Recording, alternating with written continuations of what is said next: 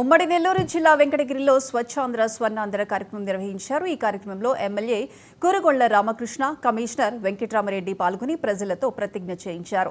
పచ్చదనం పరిశుభ్రత నినాదంతో ప్రతి ఒక్కరూ మొక్కలు నాటాలని కోరారు. పట్టణంలోని పోలీసిటీ పార్క్ అభివృద్ధికి 200 కోట్ల నిధులు మంజూరు చేశారని ఎమ్మెల్యే కూరగొళ్ల రామకృష్ణ చెప్పారు.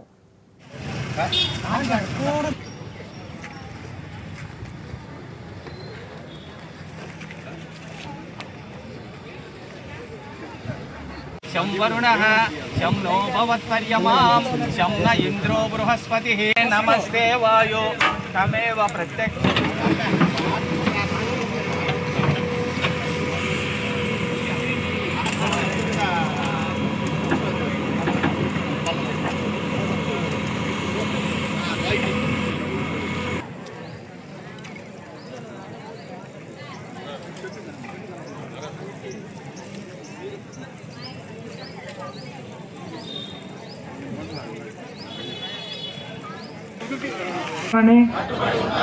ఈరోజు ఆంధ్రప్రదేశ్ రాష్ట్రాన్ని శుభ్రపరచడంలో సహాయం చేస్తుందని నమ్ముతూ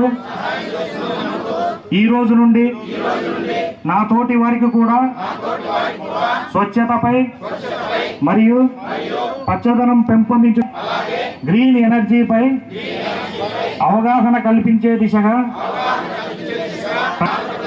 స్వచ్ఛ ఆంధ్రప్రదేశ్గా తీర్చిదిద్దేటట్లు నా వంతు కృషి చేస్తానని ప్రమాణం చేస్తున్నాను. Thank you sir.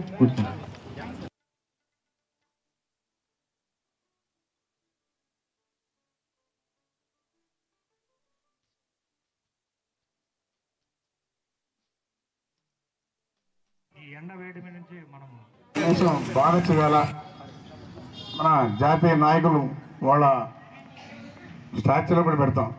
బాగా తీర్చిదిద్ది వాకింగ్ చేసుకునే విధంగా ఇక్కడ జాతీయ నాయకులు వాళ్ళ విగ్రహాలు కూడా పెట్టే దానికి మేము ప్రయత్నిస్తాం.